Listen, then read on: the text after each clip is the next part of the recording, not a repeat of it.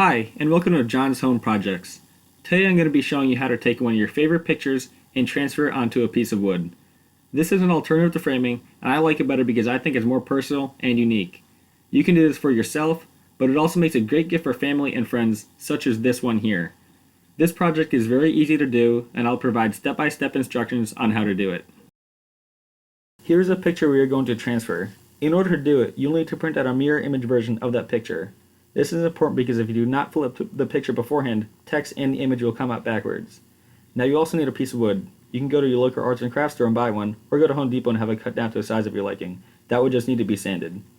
Just make sure that the wood size and picture size line up how you want so it fits properly. You also need a gel medium in order to do the transfer. I'm using Liquitex High Gloss. I've had great results with this and I highly recommend it, so check out a link in the video description below to buy this product at a great price.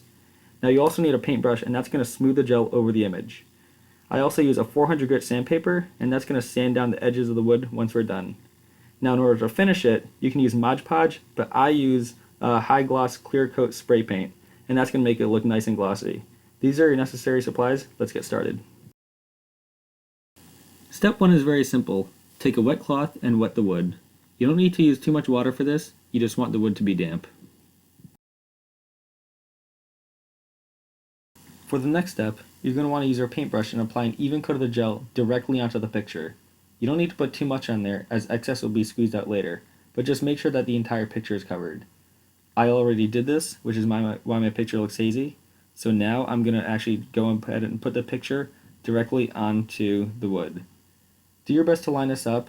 If you're a perfectionist like me, then you're going to want to try to line it up so it's not going to be tilted, but take your time with this. And once you do, then just smooth it out onto the wood.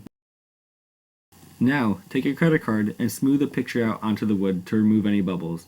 You may see the gel squeeze out the sides, and that's okay, just wipe away any extra. Once you are done doing this, just put it off to the side and let it dry overnight. You're going to want to let it sit for at least 12 hours. So it's one day later and the gel is dry, so the picture should be transferred. We're going to now want to take a wet cloth and rub off the paper that's stuck to the wood to expose the image underneath. Don't be afraid to scrub hard and spend a lot of time doing this, and you may need to go over this many times. You'll know that the paper's off when it's going to feel perfectly smooth, and that when it dries there's no white haziness at all to the image. Alright, so look at this. Here's what it looks like when the paper is completely removed and it's looking great. You notice that there's some gel along the edges, so use your 400 grit sandpaper to fix that up by sanding on the edges, but do not sand the front where the image is or it will remove the image. The last step is then to finish it. You can use Mod Podge if you have it, but I like using a High Gloss spray paint. Just a word of advice, if you do use spray paint, do not try to get it done in one shot. If you put too much on, it's going to drip and not look good. Use multiple light layers and let it dry a couple minutes in between each layer. Wow, check this out! Here's the finished result and it's looking awesome.